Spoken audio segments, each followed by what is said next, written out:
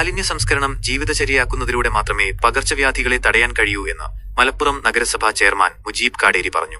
ലോക കൊതുക് ദിനാചരണം ജില്ലാതല ഉദ്ഘാടനം ചെയ്ത് സംസാരിക്കുകയായിരുന്നു അദ്ദേഹം.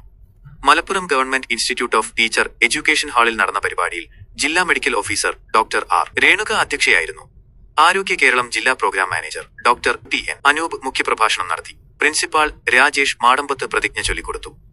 കൊതുകുജന്യ രോഗങ്ങളും പ്രതിരോധ പ്രവർത്തനങ്ങളും എന്ന വിഷയത്തിൽ ജില്ലാ പ്രാണിജന്യ രോഗ നിയന്ത്രണ ഓഫീസർ കെ പ്രദീപ് ക്ലാസ് എടുത്തു.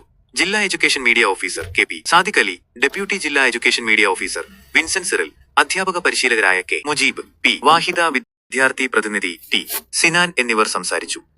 കൊതുകിന്റെ ഉറവിടവും രോഗവ്യാപനവും ഇല്ലാതാക്കുന്നതിനുള്ള ശാസ്ത്രീയ മാർഗങ്ങൾ വിവരിക്കുന്ന ആരോഗ്യവകുപ്പിന്റെ ബോധവൽക്കരണ പ്രദർശനം ശ്രദ്ധേയമായി. Health inspector Shantibhushan, lab technician Firoz, field ജീവനക്കാരായ നാരായണൻ, ഷിഹാബ് എന്നിവർ പ്രദർശനത്തിന് നേതൃത്വം നൽകി.